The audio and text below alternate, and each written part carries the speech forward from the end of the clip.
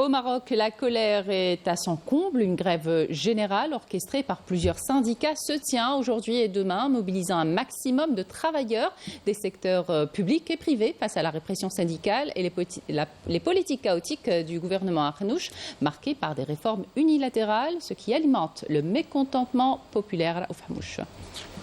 Dans un contexte d'ébullition sociale sans précédent se tient aujourd'hui une grève générale au Maroc. Initiée par la CDT, Confédération démocratique du travail, et soutenue par plusieurs centrales syndicales, cette grève vise à dénoncer la politique du Marzen qui a érodé le pouvoir d'achat des Marocains et restreint son droit syndical.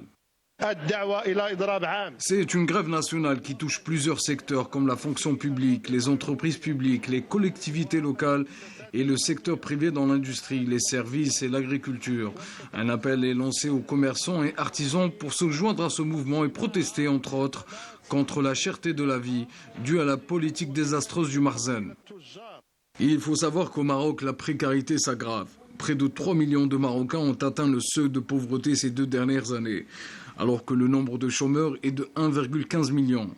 La corruption coûte plus de 50 milliards de dirhams, soit l'équivalent de près de 5 milliards de dollars, un chiffre qui couvrirait largement, selon les spécialistes, les augmentations des salaires et le financement des fonds de pension réclamés par les syndicats. Et ces marches pacifiques sont toujours confrontées à une répression brutale des forces du Marzen qui n'hésitent pas à agresser les manifestants pacifiques et qui n'arrivent plus à contenir la colère du peuple qui dénonce les inégalités sociales et la violente répression d'un régime en décadence. Marim Damis. C'est une sonnette d'alarme. Ne laissez pas les Marocains accumuler de la colère, de l'inquiétude et se noyer dans le désespoir et la frustration. Où voulez-vous mener ce pays et au profit de qui? Cette corruption galopante, la fraude à tous les niveaux, les conflits d'intérêts, l'hégémonie, les monopoles et la collusion entre pouvoir et argent vont mener le pays droit dans le mur.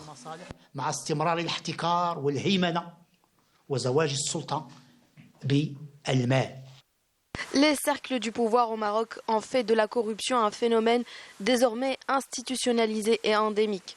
Ils façonnent des lois sur mesure qui préservent leurs intérêts et perpétuent l'impunité, tandis que les citoyens marocains subissent de plein fouet l'enchaînement des crises sans qu'aucune solution concrète ne leur soit apportée.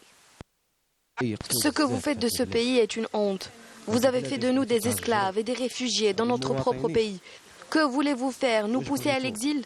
Le peuple marocain est conscient. Il endure pour l'instant, mais il finira par se soulever. Quand il éclatera, vous ne pourrez plus le réprimer par la force. Nous n'avons aucune dignité dans notre propre pays. Nous subissons toutes les formes de répression sans aucune raison. Nous ne faisons que réclamer nos droits. La rue marocaine en ébullition, les problèmes s'accumulent et alimentent la colère et les tensions parmi la population. Conséquence directe de la crise de confiance entre les citoyens et leur gouvernement.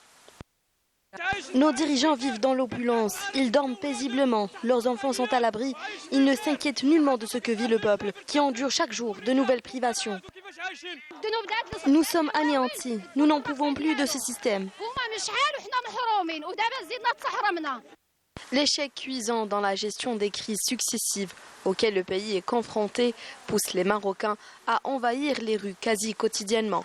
Tandis que la corruption prospère avec la complicité assumée du Marzen qui puise dans les richesses du peuple pour acheter un semblant de paix sociale.